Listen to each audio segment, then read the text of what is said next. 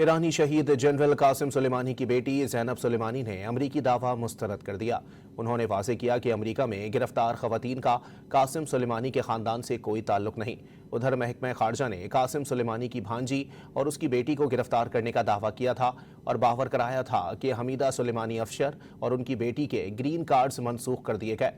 अमरीकी महकमा ख़ारजा के मुताबिक इक़दाम ईरानी रजीम की हिमायत करने और अमरीका को बड़ा शैतान करार देने पर किया गया था।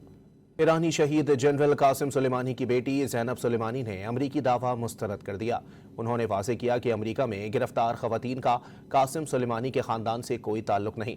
उधर महकमा ख़ारजा ने कासिम सुलेमानी की भांजी और उसकी बेटी को गिरफ्तार करने का दावा किया था और बावर कराया था कि हमीदा सुलेमानी अफशर और उनकी बेटी के ग्रीन कार्ड्स मनसूख कर दिए गए। अमरीकी महकमा ख़ारजा के मुताबिक इक़दाम ईरानी रजीम की हिमायत करने और अमरीका को बड़ा शैतान करार देने पर किया गया था।